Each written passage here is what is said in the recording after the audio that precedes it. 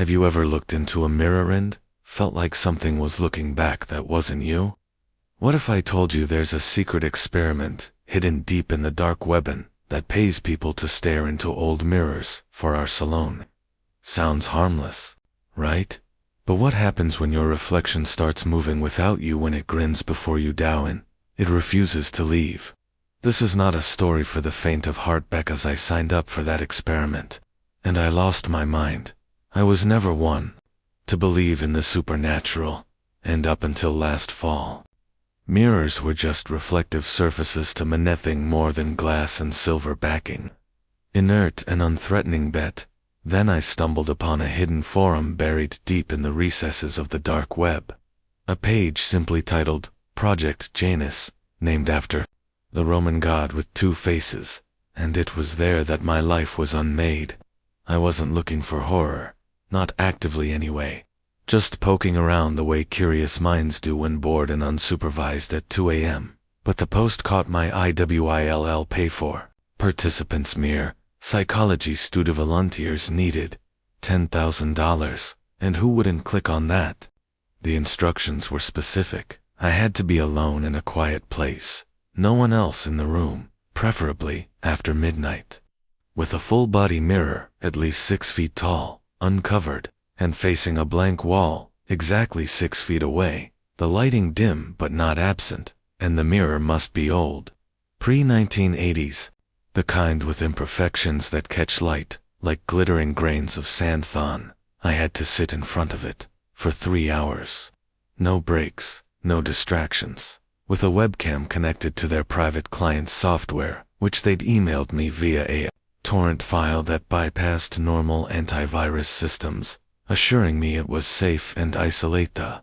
Something in my gut clenched the moment it opened, like my laptop exhaled a sigh that wasn't mine. Still, I was broke, drowning in student debt, evicted from my apartment, and living in my cousin's attic, where I only had a mattress, my laptop, and fatefully a tall, gilded mirror that once belonged to my great-grandmother, covered in age spots and scratches that looked like claw marks when the light hit them wrong. I remember the first night I did it, sitting in front of the mirror, the clock ticking its way toward midnight, a single bulb flickering behind me, casting shadows on the slanted attic ceiling, and how I tried to rationalize the whole thing. Mirror psychology experiments were legit in some obscure academic corners, right? But when the mirror's surface began to move, not shimmer or reflect, but shift like water, like someone was stirring it from the other side, I froze. My reflection, still me, was grinning while I wasn't. And I swear to you, that was the first crack in my sanity, the first of many fractures that spread like a web across my life.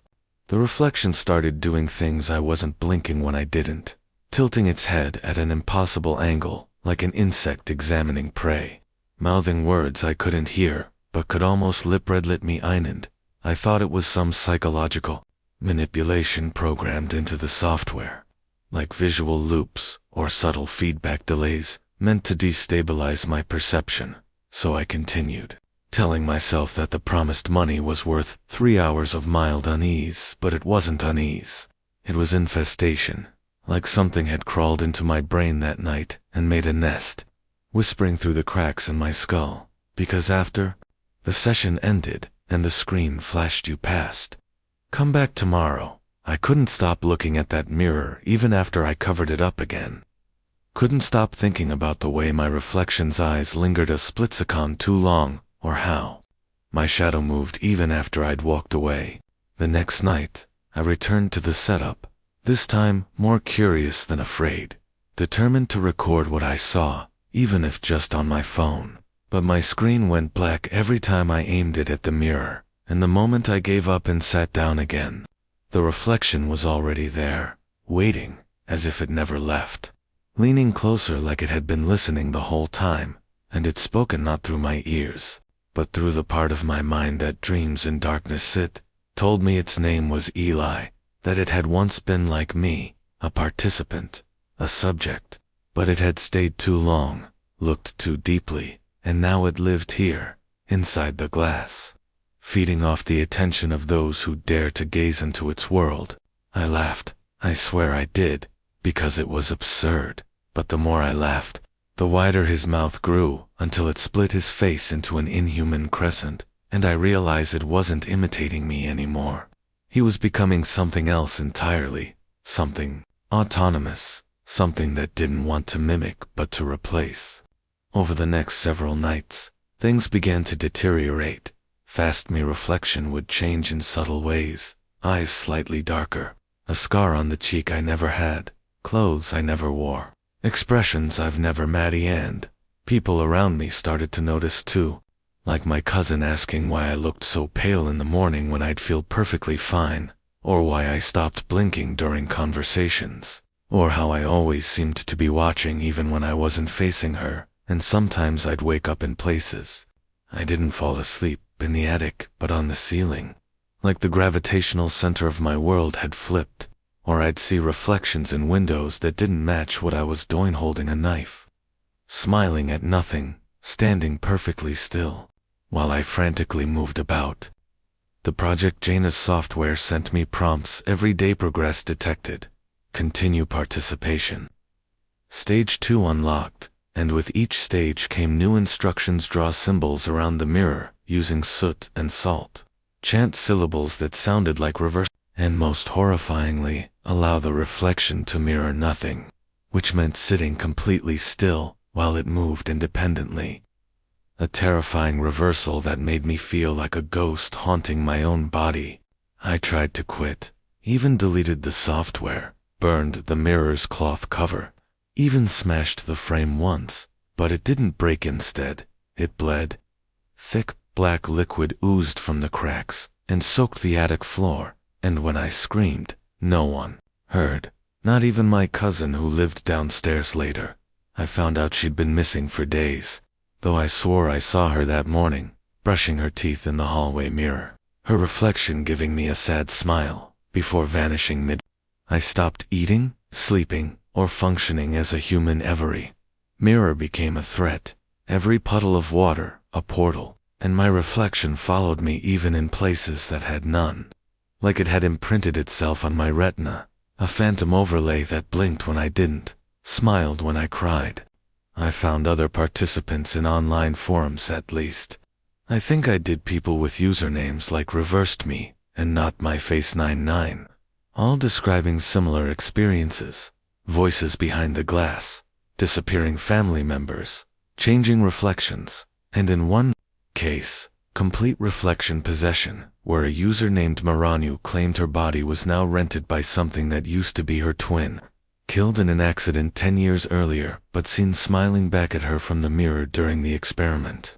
I tried contacting the creators of Project Janus, but the link was gone, the torrent vanished, and every trace of the forum scrubbed from the dark web like it had never existed, and I began to wonder what if this wasn't a study, but a trap, a recruitment, a feeding ground for entities that live beyond the veil of silvered glass.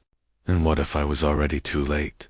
I barricaded the attic door, broke every mirror I could find, even wore mirrored sunglasses at night to try and trap whatever was inside from seeing me again. But then I realized the horror wasn't about the mirror anymore. It was in me, nested like a parasite, because one day I caught my reflection moving normally again, and I wept with relief, until I blinked and saw that it was gone, no reflection at all, and I knew then I was the one behind the glass now. And when my cousin's family finally found my body in the attic, curled up in front of the cracked mirror, eyes wide and mouth open like I was still screaming, they said the mirror showed nothing, no reflection, just static, like an old TV screen.